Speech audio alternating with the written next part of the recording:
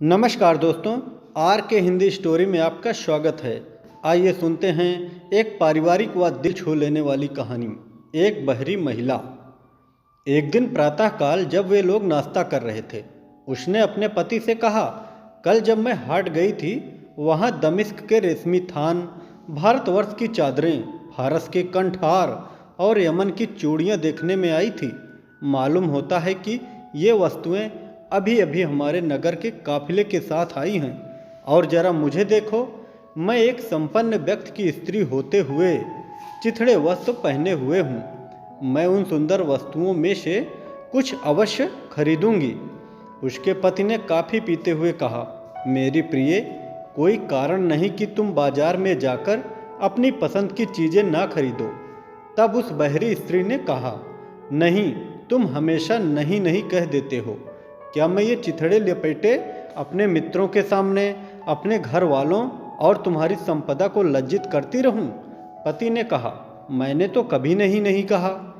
तुम निसंकोच बाजार में जाकर सुंदर से सुंदर वस्त्र और बहुमूल्य जवाहिरात जो तुम्हारे नगर में आए हैं खरीदो। फिर भी उसकी पत्नी ने अपने पति के शब्दों को सुनने में भूल की और उसने उत्तर दिया, सारे धनवानों में तुमसे बढ़कर कृपण कोई दूसरा नहीं।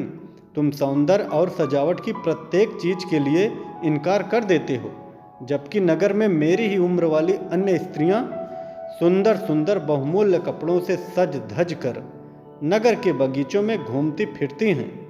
इतना कहकर वह रोने लगी और जब उसके आंसू उसके वक्ष स्थल पर गिरने लगे, तब वह पुनः चिल्लाकर बोली, जब कभी मुझे किसी वस्त्र या आभूषण की चाह होती है, तब तुम हमेशा ना कर देते हो।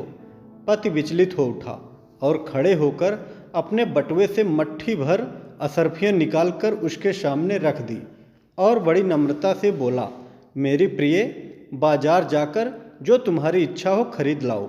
उस दिन से जब कभी उस बहरी स्त्री को किसी वस्तु की दरकार होती थी, तो वह अपने पति के सामने अपनी आंखों में मोती जैसे आंसू भरकर खड़ी हो जाती थी और उसका पति चुपचाप मुट्ठी भर असरफियाँ उसके आंचल में डाल देता था।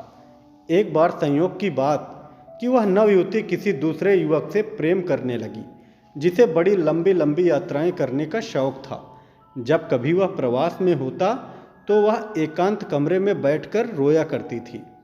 इधर जब कभी पति उसे इस प्रकार रोते हुए देख लेता था, तो वह अपने मन में कहने लगता, बाजार में शायद कोई नया काफिला रेशमी कपड़े और बहुमूल्य जवाहिरात लेकर आया होगा।